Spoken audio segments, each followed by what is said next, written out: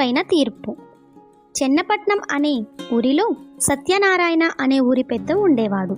అతను ఊరి ప్రజల వివాదాలకు న్యాయంగా పరిష్కారం చెబుతాడని ప్రతీతి. ఒకరోజు ఒక పనివాడు ఒక బరువైన బియ్యం బస్తా మోస్తుండగా అది జారి జమీందారు కోడిపై పడుతుంది. పడడంతోటే ఆ కోడి మరణిస్తుంది. దాంతో జమీందారు పరుగు పరుగున వచ్చి ఆ పనివాడితో, అన్యాయంగా నా కోడిని చంపేశావు. ఆ కోడి కనీసం ఇంకో సంవత్సరంలో ఎన్ని గుడ్లు పెట్టేదు, అంత వెల చెల్లించు అన్నాడు. పనివాడు దానికి, అయ్యా, నేను బీదవాడిని, అంత డబ్బు చెల్లించలేను. పొరపాటున బియ్యం బస్తా జారి కోడి మీద పడింది, క్షమించండి. కోడి వెల మాత్రం కట్టగలను అన్నాడు. చుట్టూ జనం గుమిగూడారు. ఇంతలో అక్కడికి ఊరి పెద్ద అయిన సత్యనారాయణ రావడం గమనిస్తారు ప్రజలు. జనమందరూ అతను సరైన తీర్పు చెప్తాడని ఆశించారు. జమీందారు పనివాడు సత్యనారాయణతో జరిగిన విషయం వివరించారు. కాసేపు ఆలోచించి సత్యనారాయణ, జమీందారు వారు వాదనే సరి అయినది.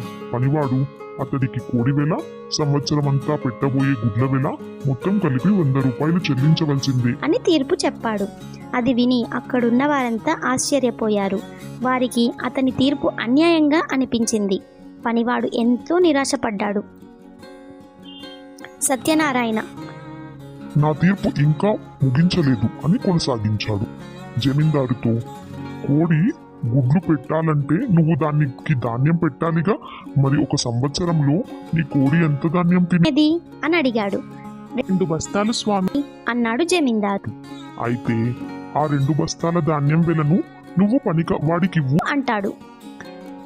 సత్యనారాయణ ఆయన తీర్పు అర్థం కాక జమీందారు అయోమయంగా చూశాడు. ఏమీ లేదు, రాబోయే సంవత్సరంలో నీ కోడి ఇవ్వబోయే లాభం నువ్వు ఆశించావు. మరి సంవత్సరాంతం నువ్వు కోడికి పెట్టే ఖర్చు ఏమవుతుంది? కోడి లాభం అతను నీకు ఇవ్వాలంటే ఆ కోడికి అయ్యే ఖర్చును నువ్వు అతనికి ఇవ్వాలి కదా అంటూ వివరించాడు. 2 బస్తాల ధాన్యం వెల తనకు దక్కబోయే 100 రూపాయల కంటే చాలా ఎక్కువ అని గ్రహించాడు జమీందారు. గుమిగూడిన జమనమందరూ తీర్పు విని సంతోషించారు. పనివాడు పొరపాటున కోడిని చంపాడు కాబట్టి నాకేమీ ఇవ్వనక్కర్లేదు అని జమీందారు ఒప్పుకున్నాడు.